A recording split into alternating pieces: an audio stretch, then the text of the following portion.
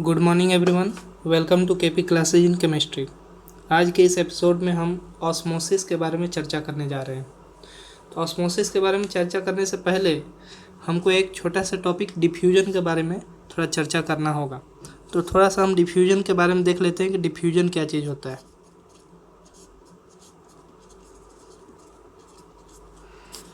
Diffusion जो process होता है वो क्या होता है, ऐसे इसको डिफाइन किया जाए तो इसका डेफिनेशन होगा कि the spontaneous flow of particles from a higher concentration to lower concentration region, यानी कि पार्टिकल्स जिनमें फ्लो करने की टेंडेंसी है वैसे पार्टिकल्स का फ्लो यदि हाई कंसनट्रेटेड रीजन से लो कंसनट्रेटेड रीजन में हो तो उस प्रोसेस को हम क्या कहते हैं, डिफ्यूजन। यानी डिफ्यूजन में क्या होता है,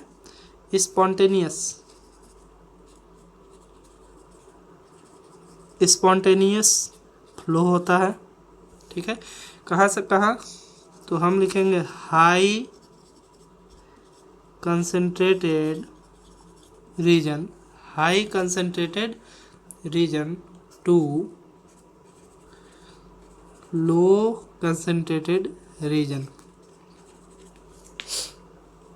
तो ये जो फ्लो होता है ये हाई कंसंट्रेट से लो कंसंट्रेटेड रीजन में होता है। तो इस चीज़ को समझने के लिए हम दो छोटा सा एग्जांपल लेंगे। पहला एग्जांपल हम लेते हैं, कॉमन एग्जांपल लेते हैं। जैसे घर में मान लीजिए 2 ग्लास लेते हैं, ठीक है ना। 2 ग्लास लेते हैं, एक में हम सिंपली वाटर लेते हैं, प्योर वाटर। एक में वाटर लिए, दूसरे में हम जो क्या करेंगे, शुगर सॉल्यूशन ले लेंगे। दूसरे में हमने लिया शुगर सॉल्यूशन। अब जाहिर सी बात है, टेस्ट की बात करें तो वाटर जो होता है ये टेस्टलेस होता है। वाटर जो है ये टेस्टलेस होता है, लेकिन शुगर सॉल्यूशन जो है हमको sweet in taste, sugar solution हमको मीठा लगेगा, ठीक है ना।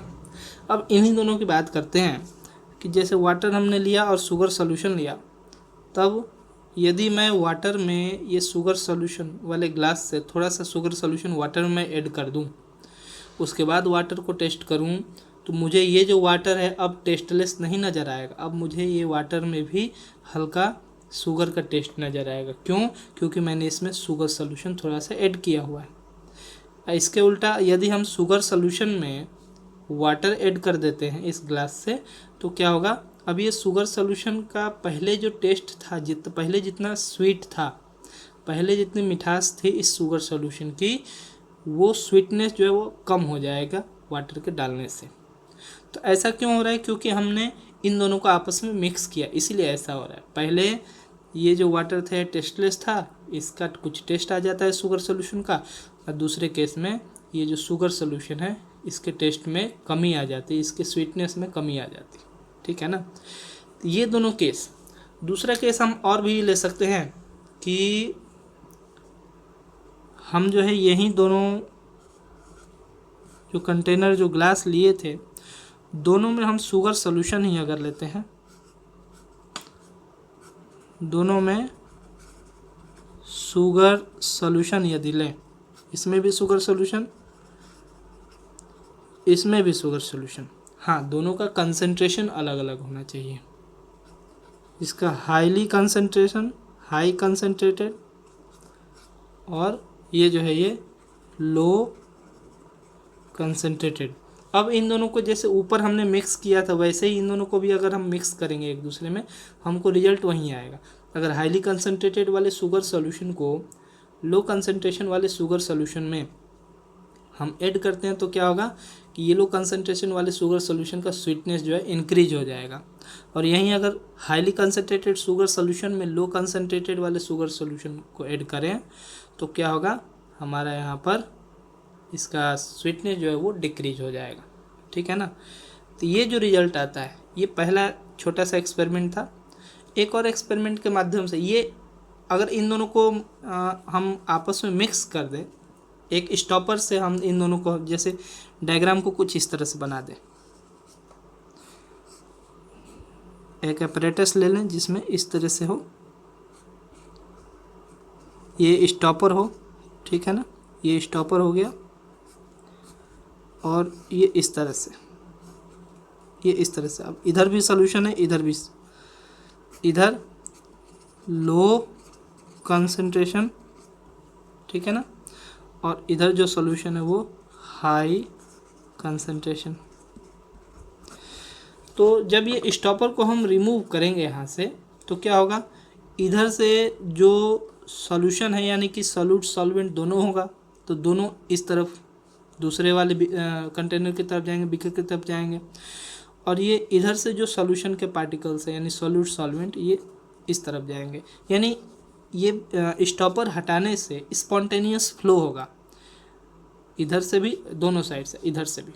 ये फ्लो तब तक होते रहेगा जब तक दोनों कंटेनर में जो शुगर सॉल्यूशन है उनका कंसंट्रेशन सेम नहीं हो जाता, ठीक है ना। यानी जब तक कंसंट्रेशन सेम नहीं होगा तब तक स्पॉन्टेनियस फ्लो होते रहेगा, ठीक है ना। हाँ, ये है कि जब कंसंट्रेशन का डिफरेंस ज़्यादा होगा तो रेट ऑफ फ्लो यानी कि फ्लो का स्पीड जो है ज़्यादा रहेगा। जैसे जैसे कंसंट्रेशन एक दूसरे के करीब आते जाएगा दोनों का, वैसे वैसे जो सॉल्यूशन के पार्टिकल्स हैं इनके फ्लो करने की टेंडेंसी कम होती जाएगी, ठीक है ना। लेकिन अल्टीमेटली ये फ्लो कब स्टॉप होगा, तब स्टॉप होगा जब दोनों साइड में कंसंट्रेशन हमारा सेम, ठीक ना। पहला एक्सपेरिमेंट तो ये हो गया। दूसरा एक और एक्सपेरिमेंट से इसी चीज़ को समझते हैं। ये जो स्पॉन्टेनियस फ्लो है ना, इसी को डिफ्यूजन कहते हैं। तो डिफ्यूजन में हम देख रहे हैं कि सॉल्यूट और सॉल्वेंट दोनों मूव कर रहे हैं, कहीं कोई रोक टोक नहीं है। दोनों साइड, इस साइड के सॉल्यूट सॉल्वेंट उस साइड जाएंगे, उस साइड के सॉल्यूट सॉल्वेंट जो है इस साइड आएंगे। एक और एक्सपेरिमेंट करके देखते हैं इसी चीज़ को, ठीक है ना। जैसे मान लीजिए हम ऐसा ही एक कंटेनर लेते हैं,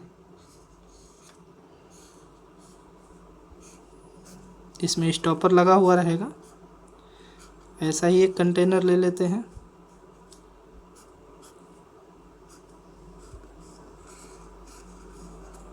ठीक है ना। अब एक साइड में हम वाटर ले लेते हैं, प्योर वाटर, ठीक है। दूसरे साइड में हम CuSO4 सॉल्यूशन ले लेते हैं। तो CuSO4 का सॉल्यूशन का कलर क्या होता है हम जानते हैं, डीप ब्लू कलर होता है,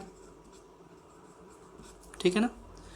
अब क्या है कि मैं अगर ये स्टॉपर यहाँ से हटा दूँ, तो स्टॉपर यहाँ से हटाऊँ तो क्या होगा, इधर तो केवल वन कंपोनेंट सिस्टम है, एक ही केवल वाटर मॉलिक्यूल है। इधर कॉपर सल्फेट सॉल्यूशन में क्या है, कॉपर सल्फेट जो है वो सॉल्यूट है और वाटर जो है वो सॉल्वेंट है। तो इधर जो सॉल्यूशन है इसमें हमारा CuSO4 जो है ये सॉल्यूट है और H2O वो जो है वो सॉल्वेंट है, ठीक है ना। तो यहाँ पर हम देखेंगे कि H2O जो उसका साइज जो है CuSO4 से कम होता है, ठीक है। तो यहाँ पर क्या होगा कि जब ये स्टॉपर हम यहाँ से रिमूव करेंगे, तो स्टॉपर रिमूव करने से क्या होगा कि इधर से वाटर जो है इस तरफ मूव करना शुरू कर देगा और इधर से CuSO4 सॉल्यूशन से सॉल्यूट एंड सॉल्वेंट यानी कि CuSO4 एंड H2O दोनों जो है इधर से मूव करना शुरू करेगा। ये मूव करना क्यों शुरू करेगा, क्योंकि दोनों के कंसंट्रेशन में अंतर है। यहाँ पर तो केवल वाटर ही है, यहाँ पर वाटर के साथ साथ CuSO4 है। तो ये मूव करना कब तक जारी रहेगा, हम कहेंगे ये मूव करना तब तक जारी रहेगा जब तक कि दोनों साइड में कंसंट्रेशन सेम नहीं हो जाता, ठीक है ना। तो यहाँ ऊपर वाले केस में हम कंसंट्रेशन सेम होगा ये कैसे पता लगाएंगे, तो टेस्ट करके, जैसे शुगर सॉल्यूशन की बात की थी मैंने, तो यहाँ पर क्या हो गया, हम टेस्ट करके पता लगाएंगे कि हाँ टेस्ट करने से दोनों का टेस्ट एक जैसा लग रहा है, तो मिक्स करने पर हम कहेंगे कि दोनों का कंसंट्रेशन सेम हो गया, ठीक है ना। लेकिन यहाँ पर क्या है, यहाँ पर अगर कंसंट्रेशन की बात करें तो यहाँ पर कंसंट्रेशन सेम कब होगा, तो हम कहेंगे कि ये वाटर जो था इनिशियली ये कलरलेस था, कलरलेस था। अब क्या है, ये CuSO4 के साथ इसको ज्वाइन कर देने से, ये स्टॉपर हटा देने से जो रैंडम फ्लो हो रहा है, तो ये वाटर, ये CuSO4 के मॉलिक्यूल्स जैसे ही इधर एंट्री करेंगे तो ये वाटर जो है ना इसको धीरे धीरे प्योर सॉल्वेंट से सॉल्यूशन में ये कन्वर्ट होते जाएगा, यानी हल्का हल्का ब्लू कलर इसमें आना शुरू हो जाएगा। और इधर से सॉल्यूट मॉलिक्यूल्स जो दूसरे साइड जा रहे थे, तो इधर से जो ब्लू कलर था उसकी इंटेंसिटी जो है कम होता है, यानी ये धीरे धीरे ब्लू कलर डीप ब्लू से लाइट होगा, ठीक है ना। तो ये तब तक फ्लो जारी रहेगा जब तक कि दोनों साइड में कंसंट्रेशन सेम नहीं हो जाता, यानी कि दोनों साइड में कलर सेम नहीं। यहाँ पर कंसंट्रेशन डायरेक्टली कलर से हमको पता चल जाएगा। दोनों साइड में जब कलर एक बराबर एक जैसा आ जाए तो हम कहेंगे कि ये मूवमेंट जो है वो स्टॉप हो जाएगा, दोनों साइड का कंसंट्रेशन जो है वो सेम हो गया, ठीक है ना। तो यहाँ पर वाटर की जगह अगर हम चाहें तो CuSO4 का सोल्यूशन भी ले सकते हैं, लेकिन कंसंट्रेशन हमको दोनों का अलग अलग रखना होगा, ठीक है ना। जब कंसंट्रेशन अलग अलग रहेगा तभी फ्लो होगा, कंसंट्रेशन एक बराबर रहेगा तो फ्लो नहीं होता है, डिफ्यूजन नहीं होता है। तो ये जो दोनों प्रोसेस था अभी हमने देखा, ये दोनों प्रोसेस में जो है जो फ्लो हो रहा है, flow of molecules either solute और सॉल्वेंट और बोथ, वो जो फ्लो हो रहा है वो स्पॉन्टेनियस फ्लो हो रहा है। वो फ्लो हो रहा है किस लिए हो रहा है, क्योंकि कंसंट्रेशन में डिफरेंस है। ये फ्लो क्यों हो रहा है, क्योंकि ये जो मैटर हमने इनमें लिया है वो फ्लूइड्स है, उनमें फ्लो करने की टेंडेंसी है। तो फ्लो करने की टेंडेंसी होगी तो मॉलिक्यूल्स जो फ्लो करेंगे ही। तो ये लिक्विड के केस में इस तरह से फ्लो होता है। तो क्या गैसियस स्टेट में भी ऐसा होता है क्या, हम कहेंगे हाँ, गैसेज में भी टेंडेंसी होती है फ्लो करने की, ठीक है ना। तो इसी चीज़ को हम कहते हैं डिफ्यूजन। तो डिफ्यूजन में क्या होता है, जैसा कि हमने शुरू में देखा, डिफ्यूजन में होता है स्पॉन्टेनियस फ्लो होगा, ठीक है ना, हाई कंसनट्रेटेड रीजन से लो कंसनट्रेटेड रीजन। अब फ्लो कौन कौन क्या क्या चीज़ फ्लो करेगा, हम कहेंगे सॉल्यूट एंड सॉल्वेंट बोथ, दोनों फ्लो करेगा। ऐसा कोई बंदिश नहीं है, ऐसा कोई रुकावट नहीं है कि केवल सॉल्यूट फ्लो करे या सॉल्वेंट। अब हम बात करेंगे ऑस्मोसिस का। ये हमारा डिफ्यूजन की बात हो रही थी, अब हम बात करेंगे ऑस्मोसिस की।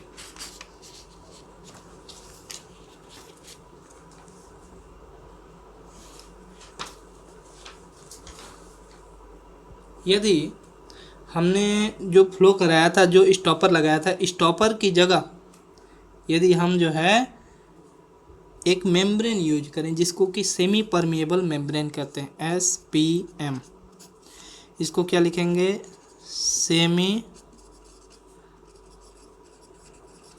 Permeable membrane. Semi permeable membrane अगर हम यूज करें तो जैसा अभी हमने देखा था डिफ्यूजन के केस में, वैसा केस हमको यहाँ पर ऑब्जर्व नहीं होता है, यहाँ पर कुछ अलग ही हमको ऑब्जर्वेशन मिलेगा, ठीक है ना। जैसे कि हम एक एग्जांपल लेते हैं इसी चीज़ का, ये जो अभी हमने कॉपर सल्फेट सोल्यूशन का एग्जांपल लिया था उसी का एग्जांपल अगर हम लेते हैं तो जैसे वही डायग्राम बना लेंगे।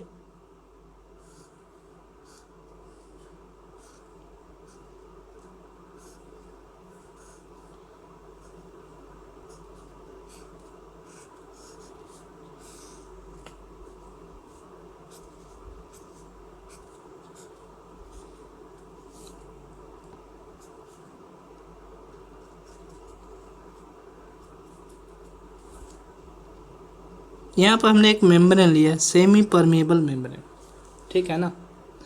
सपोज इस साइड में मैंने लिया है CuSO4 सॉल्यूशन और इस साइड में मैंने लिया है वाटर, प्योर वाटर। अब हम बात करेंगे कि अगर स्टॉपर की जगह ये सेमी परमिएबल मेम्ब्रेन लें तो क्या अंतर पड़ेगा। तो सबसे पहले इस चीज़ को जानने के लिए हमको ये चीज़ देखना होगा कि ये सेमी परमिएबल मेम्ब्रेन, ये सेमी परमिएबल मेम्ब्रेन जो है ये एक्चुअल में है क्या चीज़, कैसा होता है। तो ये एक मेम्ब्रेन होता है, जैसे आपका फिल्टर पेपर होता है वैसे ये भी एक मेम्ब्रेन होता है, जिसमें जैसे उसी को अगर बड़ा करके बनाएं इधर, जिसमें छोटे छोटे पोर्स होते हैं, इस तरीके से एक ही साइज के बहुत सारे पोर्स होते हैं। पोर्स होने से क्या अंतर पड़ेगा, जाहिर सी बात है कि पोर्स होने से क्या होगा कि कोई भी चीज़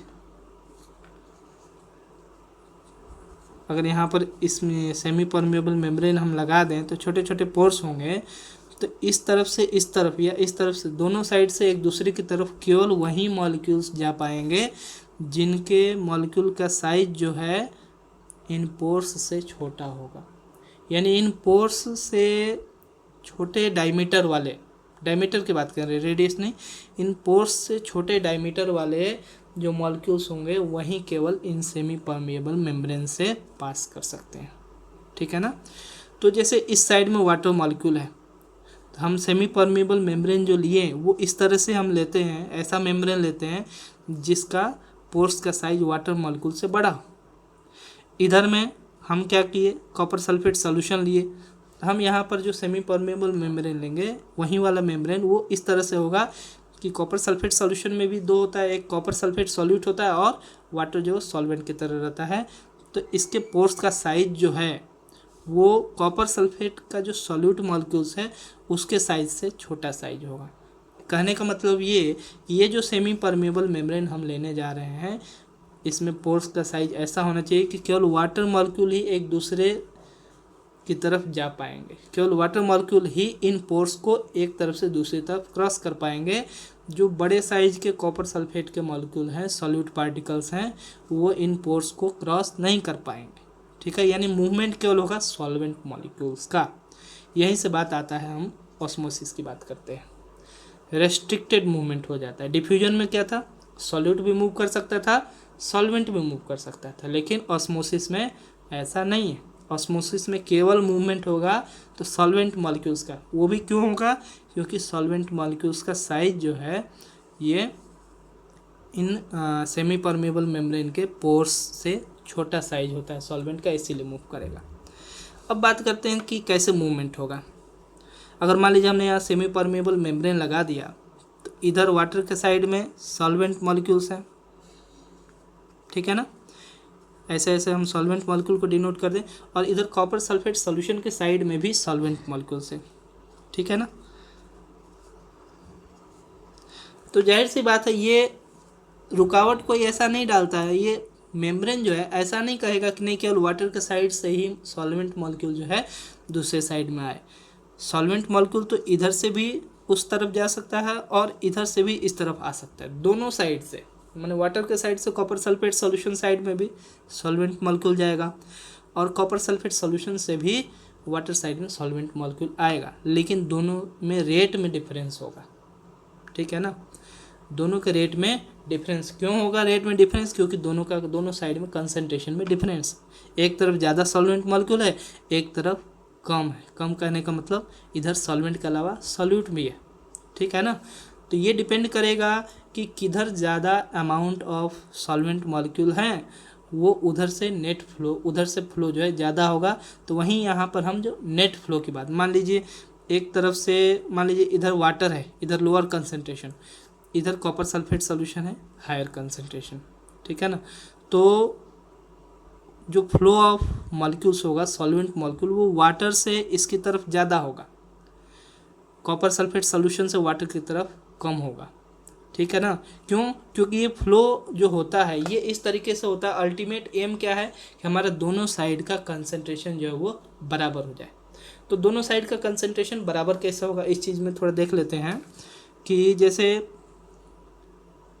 कंसंट्रेशन बराबर कब होता है। कंसंट्रेशन को हम किस तरह से लिखते हैं इसको पहले देख लेते हैं। मोलरिटी की बात हमने देखा था, तो मोलरिटी होता है number of moles of solute present in 1 litre of solution. ठीक है ना, नंबर ऑफ मोल्स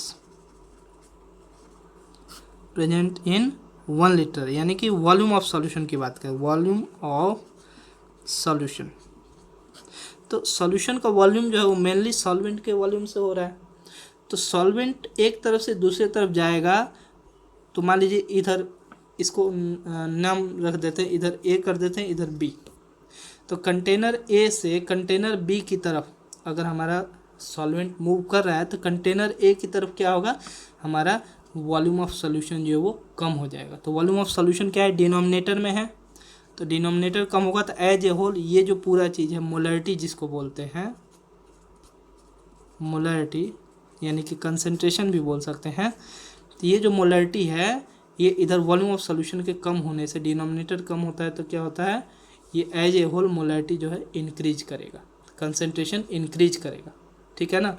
और अगर इधर से कॉपर सल्फेट सॉल्यूशन के साइड से अगर वॉल्यूम ऑफ सॉल्यूशन कम हो जाए, यानी कि इधर से सॉल्वेंट जो है इस साइड मूव करेगा, तो क्या होगा, इधर का कंसंट्रेशन इंक्रीज करेगा। तो इनिशियली हमने देखा कि इधर प्योर वाटर है, इधर कॉपर सल्फेट सॉल्यूशन, तो इधर का कंसंट्रेशन, कॉपर सल्फेट सॉल्यूशन का कंसंट्रेशन जो ज़्यादा है। यहाँ पर तो कंसंट्रेशन की बात करेंगे नहीं क्योंकि वन कंपोनेंट सिस्टम अभी हमने लिया है, लेकिन फिर भी अगर यहाँ टू कंपोनेंट सिस्टम है तो यहाँ कंपेरिजन में यहाँ पर कंसंट्रेशन ज़्यादा है, इधर सॉल्यूट्स हैं, इधर सॉल्यूट नहीं है, ठीक है ना।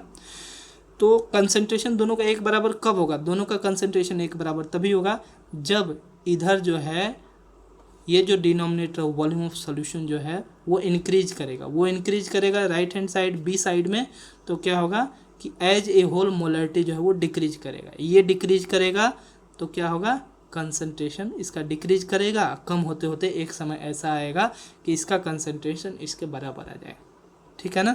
हम यहाँ पर वाटर लिए, वाटर की जगह पर यहाँ पर भी हम कॉपर सल्फेट सॉल्यूशन ले सकते हैं, बस दोनों का कंसंट्रेशन हमको अलग अलग लेना है, ठीक है ना। तो यहाँ पर आप वाटर भी एज्यूम कर सकते हैं, यहाँ पर आप CuSO4 सॉल्यूशन भी एज्यूम कर सकते हैं, बस अंतर ये है कि यहाँ पर कंसंट्रेशन हाई है, हाई कंसंट्रेशन, और इधर जो है हम लो कंसंट्रेशन की बात करेंगे, ठीक है ना। तो वहाँ भी यही केस होगा कि जो फ्लो ऑफ सॉल्वेंट होगा वो इस तरीके से होना है कि दोनों साइड का कंसंट्रेशन हमारा बराबर हो जाए, ठीक है ना। तो फ्लो ऑफ सॉल्वेंट वो अल्टीमेटली वॉल्यूम ऑफ सॉल्यूशन को अफेक्ट कर रहा है, ठीक है ना। ए साइड से सॉल्वेंट अगर बी की तरफ जाता है तो ए साइड में वॉल्यूम ऑफ सॉल्वेंट कम हो जाएगा, ठीक है ना। कम होगा मतलब कि ये जो ऊपर जो लेवल है ये नीचे की तरफ आना शुरू हो जाएगा, इधर वॉल्यूम कम होगा तो क्या होगा, अगर सॉल्यूशन कॉपर सल्फेट सॉल्यूशन लेते हैं तो उसका कंसंट्रेशन जो है वो इंक्रीज करेगा, बढ़ते जाएगा, ठीक है ना। और इधर वाला वॉल्यूम इधर ऐड होते जाएगा, इधर सॉल्वेंट आ जाएगा तो इधर वॉल्यूम बढ़ते जाएगा, तो क्या होगा, इधर का कंसंट्रेशन जो है वो डिक्रीज करेगा और इधर का वाटर ये जो सॉल्यूशन का लेवल है ये ऊपर चलते जाएगा, ठीक है ना। तो ये जो फ्लो होता है सॉल्वेंट मॉलिक्यूल्स का, इसी को ऑस्मोसिस कहते हैं, ठीक है ना। तो ये फ्लो किधर से किधर हो रहा है, तो ये जो कंसंट्रेशन, ये जो रीजन है ये लो कंसंट्रेशन है, लो कंसंट्रेशन वाले रीजन से हाई कंसंट्रेशन, नेट फ्लो जो हो रहा है वो ए से बी की तरफ हो रहा है, ए से बी की तरफ नेट फ्लो हो रहा है। तो ये जो फ्लो होता है लो टू हाई कंसंट्रेशन वाले रीजन, अब फ्लो किसका हो रहा है, सॉल्वेंट मॉलिक्यूल का, तो ये जो फ्लो होता है ना इसी को हम कहते हैं ऑस्मोसिस, ठीक है ना। डिफ्यूजन ऑस्मोसिस में यही अंतर है कि डिफ्यूजन में क्या था कि solute as well as solvent दोनों फ्लो कर सकते हैं, लेकिन ऑस्मोसिस में due to presence of semi permeable membrane हमारा केवल जो है सॉल्वेंट मॉलिक्यूल ही फ्लो कर पाएगा, क्योंकि सेमी परमिएबल मेम्ब्रेन जो है उस सेमी परमिएबल मेम्ब्रेन में जो पोर्स हैं ये केवल सॉल्वेंट के फ्लो को ही परमिट करेंगे, ठीक है ना।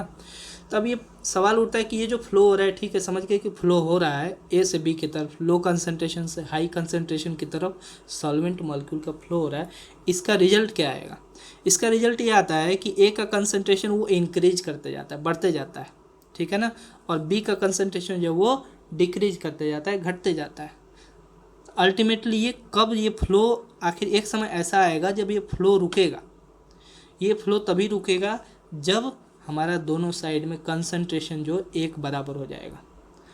तो जैसे मान लीजिए इनिशियली दोनों का मैंने लेवल एक ही लिया था, एक ही वॉल्यूम दोनों का लिया था, लेकिन जब ये फ्लो होने लगेगा तो ये वाटर के साइड का जो है ना इसका वॉल्यूम कम होते जाएगा और ये सॉल्यूशन साइड इसका वॉल्यूम बढ़ते जाएगा। यानी दूसरे शब्दों में कहें तो जिधर लो कंसंट्रेशन वाला रीजन था उधर वॉल्यूम कम होते जाएगा, हाई कंसंट्रेशन वाले रीजन का वॉल्यूम अधिक हो जाएगा, तभी दोनों का कंसंट्रेशन हमारा एक बराबर आएगा, और एक बराबर आएगा तभी जो है फ्लो जो है स्टॉप करेगा, ठीक है ना। तो ये जो फ्लो हो रहा था इसी को हम कहते हैं ऑस्मोसिस, ओके। अब हम बात करेंगे ऑस्मोटिक प्रेशर की बात करते हैं, ठीक है ना। तो जैसे इसी चीज़ को ध्यान देते हैं कि अगर जैसे ये फ्लो हो रहा है सॉल्वेंट का, एक अलग से डायग्राम बना लेते हैं इसके लिए। पहले ऑस्मोटिक प्रेशर की बात करें तो उस चीज़ को ज़रा ध्यान देते हैं। ये डायग्राम फिर से बना लेंगे।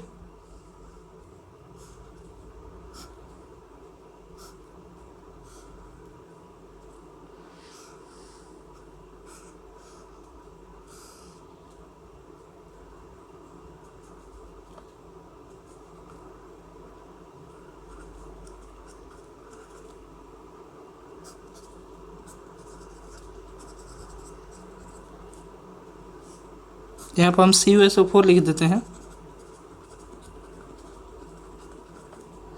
यहाँ पर भी CuSO4 लिख देते हैं, यहाँ पर लिख देते हैं कि ये हाई कंसंट्रेशन है, हाई कंसंट्रेशन वाला रीजन है, ठीक है ना। अब क्या है, इधर हम एक पिस्टन लगा देते हैं।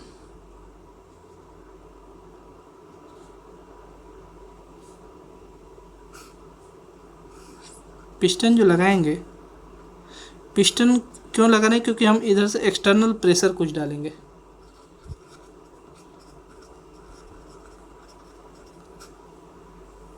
ठीक है ना। तो जैसे ऑस्मोटिक प्रेशर का डेफिनेशन होता है, the minimum pressure which should be applied on the solution so as to prevent the migration of solvent molecules into the solution through a semi permeable membrane is called osmotic pressure।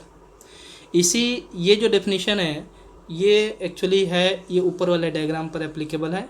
इधर solvent, pure solvent था water molecule, इधर solution था copper sulphate solution. मतलब copper sulphate solution पर external minimum कितना, minimum यानी कम से कम कितना प्रेशर हम अप्लाई करें कि ये जो सॉल्वेंट का नेट फ्लो हो रहा है वाटर से कॉपर सल्फेट सॉल्यूशन की तरफ, ये फ्लो रुक जाए, ये फ्लो बंद हो जाए, तो ये जो मिनिमम प्रेशर होगा ना, ये कहलाएगा हमारा ऑस्मोटिक प्रेशर। ठीक है ना। तो इसी डेफिनेशन को अगर मॉडिफाई करें इस केस में, हम कहेंगे the minimum pressure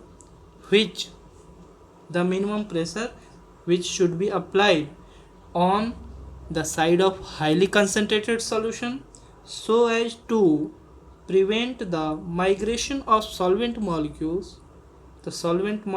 from low concentration region to high concentration region through a semi permeable membrane is called osmotic pressure। अब इस चीज़ को ज़रा समझने की कोशिश करते हैं। सॉल्वेंट मॉलिक्यूल का फ्लो हो रहा है लो कंसंट्रेशन रीजन से हाई कंसंट्रेशन रीजन में, तो क्या होगा, सॉल्वेंट मॉलिक्यूल का फ्लो इधर से इस तरफ क्यों हो रहा है, क्योंकि इधर जो है ना नंबर ऑफ सॉल्वेंट मॉलिक्यूल्स कम है रिलेटेड टू दिस वन। ठीक है ना। ये तब तक फ्लो होता रहेगा जब तक दोनों का कंसंट्रेशन एक बराबर ना हो। लेकिन अगर इधर हम एक्सटर्नल पिस्टन लगा दें और इधर से प्रेशर, एक्सटर्नल प्रेशर हम दें, तो क्या होगा कि ये एक्स्ट्रा प्रेशर देने से क्या होता है ना, इसका वॉल्यूम धीरे धीरे कम होगा। ठीक है ना। इसका वॉल्यूम धीरे धीरे कम होगा तो क्या होगा, ये धीरे धीरे इधर सॉल्वेंट मॉलिक्यूल्स जो है ना, इनका प्रेशर पड़ेगा इस सेमी परमेबल मेम्ब्रेन पर। मतलब ज़्यादा से ज़्यादा सॉल्वेंट मॉलिक्यूल्स इस सेमी परमेबल मेम्ब्रेन से कोलाइड करेंगे, यानी ज़्यादा से ज़्यादा चांसेज होगा इन सॉल्वेंट मॉलिक्यूल्स का इधर से क्रॉस करके इस तरफ जाने की भी टेंडेंसी रहेगी। यानी कि जितना ज़्यादा इधर से हम एक्सटर्नल प्रेशर अप्लाई करेंगे उतना ज़्यादा ये सॉल्वेंट मॉलिक्यूल्स इधर से इस तरफ जाना चाहेंगे और इधर से आने वाले सॉल्वेंट मॉलिक्यूल्स को के नेट फ्लो को जो है वो स्टॉप करेंगे। यानी कि एक तरह से इधर से सॉल्वेंट मॉलिक्यूल इधर जाना शुरू करेंगे, यानी rate of flow of solvent molecules from high concentration region to low concentration region, ये रेट ऑफ फ्लो इंक्रीज कर जाएगा। यानी पहले मान लीजिए 10 मॉलिक्यूल जा रहे थे, अब एक्सटर्नल प्रेशर लगाने से जो हो सकता है डबल हो जाए, 20 मॉलिक्यूल जाने लगे। ठीक है ना।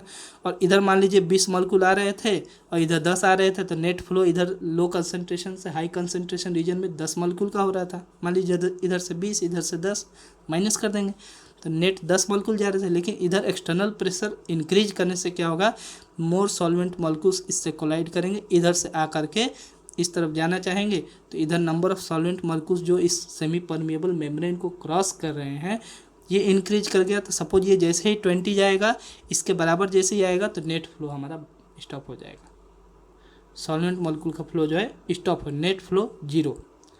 नेट फ्लो तभी हमारा नॉन जीरो था जब दोनों साइड में जो सॉल्वेंट मॉलिक्यूल्स एक दूसरे को क्रॉस कर रहे थे उनमें डिफरेंस था। जैसे ही दोनों साइड में जो number of solvent molecules per unit volume per unit time जो है इस सेमी परमेबल मेम्ब्रेन को क्रॉस करें, ये दोनों साइड में वैल्यू एक बराबर जैसे ही होगा ना, वैसे ही क्या होगा कि नेट फ्लो कुछ नहीं, यानी सॉल्वेंट मॉलिक्यूल का माइग्रेशन जो है वो बंद हो जाएगा, ऑस्मोसिस रुक जाएगा। ठीक है ना।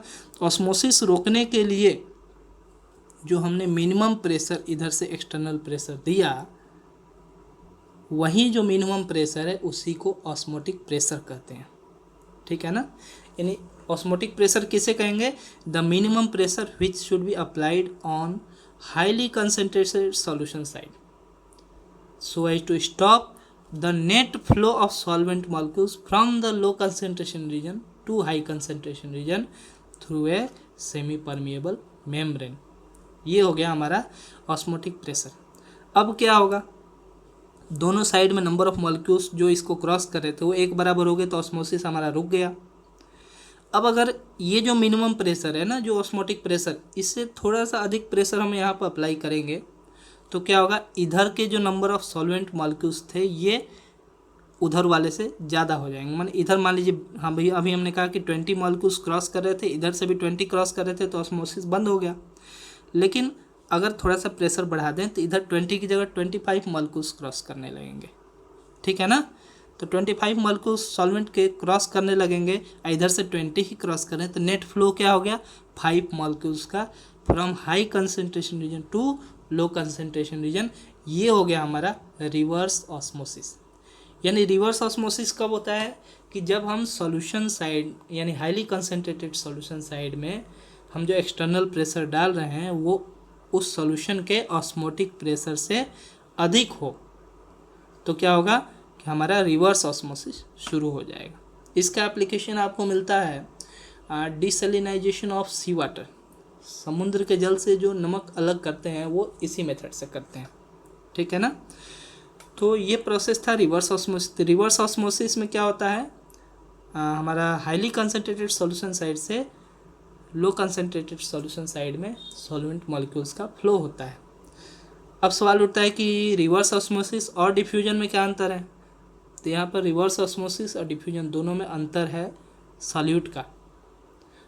कंसंट्रेशन तो दोनों में सेम है कि हाई कंसंट्रेशन से लो कंसंट्रेशन की तरफ फ्लो हो रहा है, लेकिन डिफ्यूजन में क्या होता है कि solute as well as solvent का फ्लो होता है। यहाँ पर रिवर्स ऑस्मोसिस में क्या हो रहा है, हमारा केवल सॉल्वेंट मॉलिक्यूल्स का फ्लो हो रहा है। रेस्ट्रिक्ट कर रहा है ये सेमी परमेबल मेम्ब्रेन। ये सेमी परमेबल मेम्ब्रेन सॉल्यूट को फ्लो नहीं करने दे रहा है। ठीक है ना। ये केस था हमारा रिवर्स ऑस्मोसिस का। अब बात करते हैं कि ये सेमी परमेबल मेम्ब्रेन का एग्जाम्पल क्या क्या हो सकता है। तो सेमी परमेबल मेम्ब्रेन के एग्जाम्पल जो है SPM। इसके कुछ एग्जाम्पल्स हैं सेलोफैन, दूसरा parchment paper,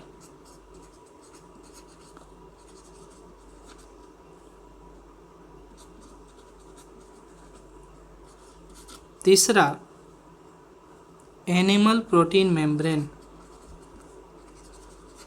animal protein membrane. ये जो थे ये naturally occurring semi permeable membrane. ठीक है ना। आर्टिफिशियल मेम्ब्रेन भी होते हैं, ये जो थे ना ये नेचुरल थे। Artificial SPM। आर्टिफिशियल में क्या होगा कि जैसे मिट्टी के जो बर्तन होते हैं, पोरस पॉट होते हैं, उनमें जैसे मान लीजिए किसी भी मिट्टी के बर्तन को देखिए, उनमें छोटे छोटे पोर्स होते हैं। ठीक है ना। गर्मी के दिनों में हम पोरस पॉट्स में पानी रखते हैं जो कि ठंडा होता है इसी प्रोसेस के द्वारा, क्योंकि उनमें पोर्स होते हैं। तो उनमें पोर्स जो है अलग अलग साइज़ के होते हैं।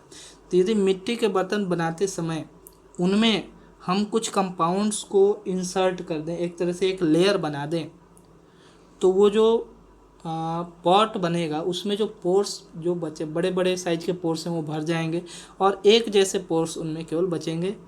तो वो एक तरह से हम आर्टिफिशियल सेमी परमेबल मेम्ब्रेन की तरह उनको यूज कर सकते हैं।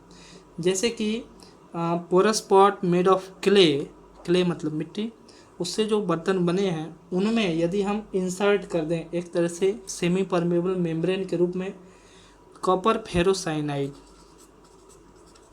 कॉपर फेरोसाइनाइड, ठीक है ना, इसको यूज कर लें, या silicates of iron, silicates of iron को यूज करें, या निकल को यूज करें, निकल के सिलिकेट्स, ये सब को यूज करें पोरस स्पॉट्स में, तो वो भी सेमी परमेबल मेम्ब्रेन की तरह काम करते हैं, ठीक है ना। अब हम कुछ एग्जांपल्स देखते हैं कि ये ऑस्मोसिस के जो कॉमन लाइफ में मतलब बायोलॉजिकल इम्पोर्टेंस क्या है, कहाँ जो है ऑस्मोसिस अपना रोल प्ले करता है। तो इसका एग्जांपल में इसको हम लिख सकते हैं एप्लीकेशंस इन कॉमन लाइफ। सबसे अच्छा एग्जांपल इसका मिलता है रेजेंस में। जो किशमिश होता है तो उसमें क्या है, किशमिश को जो है लेकर के आप प्योर वाटर में रख दीजिए तो वो किशमिश क्या होगा, उसका साइज इंक्रीज कर जाएगा। क्यों इंक्रीज कर जाएगा? क्योंकि वो जो वाटर में आपने उसको रखा तो किशमिश का जो मेम्ब्रेन आउटर लेयर होता है, किशमिश का जो आउटर लेयर होता है वो क्या हो जाएगा, वो सेमी परमेबल मेम्ब्रेन की तरह बिहेव करता है। तो वो क्या होगा, बाहर से वाटर अंदर की तरफ वो एक्सेप्ट करता है, लेता है। तो क्या होगा, अंदर जो है जो किशमिश है उसका साइज जो है इंक्रीज करेगा।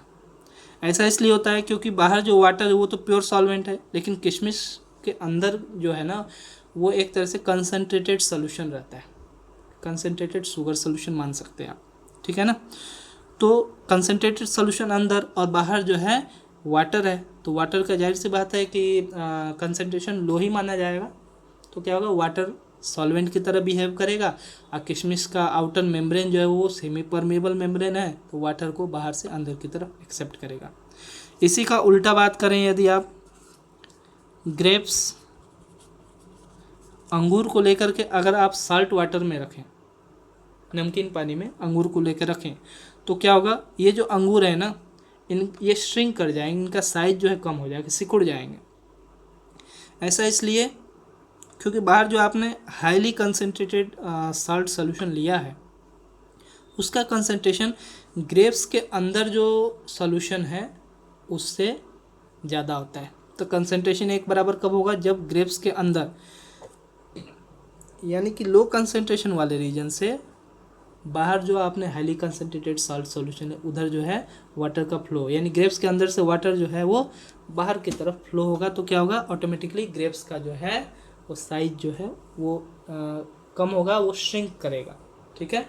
इसका एक और एग्जांपल आता है हमारा जो आरबीसी है, तीसरा एग्जांपल है आरबीसी, रेड ब्लड कॉर्पसल्स, या कॉमन में हम बोलते हैं, कॉमन लैंग्वेज में रेड ब्लड सेल्स भी बोलते हैं।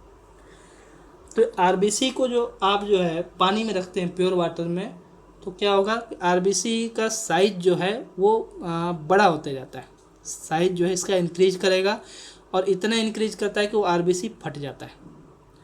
तो वैसा स्वेलिंग ऑफ आरबीसी क्यों होता है, क्योंकि जो नेट फ्लो होता है ना वाटर का इनटू द आरबीसी होता है। रेड ब्लड कॉर्पसल सेल्स के अंदर जो है बाहर से वाटर आएगा और इतना आ जाता है कि उसका साइज जो है वो बढ़ते जाता है और अल्टीमेटली जो वो जो है बस्ट कर जाएगा, ठीक है ना।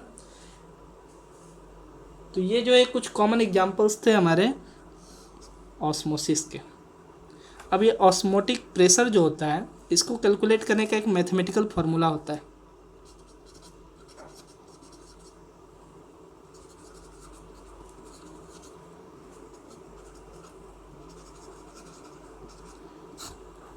ऑस्मोटिक प्रेशर को अगर हम पाई से लिखते हैं तो पाई, ये जो ऑस्मोटिक प्रेशर होता है ये हम लिख देते हैं, it is directly proportional to C, यानी कि concentration of solute.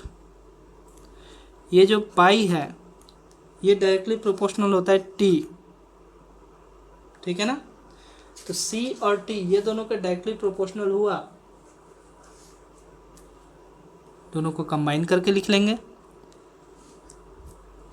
Pi is proportional to CT, ठीक है ना। और प्रोपोर्शनलिटी को हटाते हैं तो क्या होगा, एक कांस्टेंट हम लगाएंगे, तो पाई इज इक्वल टू हम लिखेंगे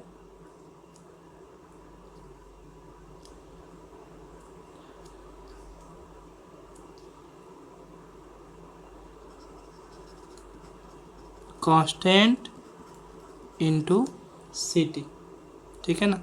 ये जो कांस्टेंट होता है ये R के बराबर होता है, यूनिवर्सल गैस कांस्टेंट जो है उसके बराबर होता है।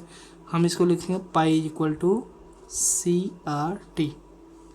ये जो फार्मूला हुआ इसी फार्मूला से जो है हम कैलकुलेट करते हैं ऑस्मोटिक प्रेशर को, ठीक है ना। यहाँ पर C जो है कंसंट्रेशन क्या होता है, तो डायरेक्टली आप लिख सकते हैं N/V, ठीक है ना। N क्या है, number of moles of solute हो गया, V जो है वॉल्यूम ऑफ सॉल्यूशन हो गया। एक तरह से देखा जाए तो अगर N/V यहाँ पर लिखें तो यहाँ पर N/V लिखेंगे तो यहाँ पर nRT आ जाएगा, और V इस साइड ले लें तो pi into V is equal to CRT। ये एक तरह से कोरिलेट हो रहा है, जो यूनिवर्सल गैस इक्वेशन होता है PV is equal to nRT, उससे भी ये डायरेक्टली कोरिलेट हो रहा है। तो याद करने में भी आपको आसानी रहेगी, pi is equal to CRT। C यानी कंसनट्रेशन जब भी बात करते हैं ना तो N/V की बात लेते हैं, ठीक है। तो आज हम लोग यहीं पर एंड कर रहे हैं। आज का यही हमारा टॉपिक था, ऑस्मोसिस एंड ऑस्मोटिक प्रेशर, ठीक है। Thank you.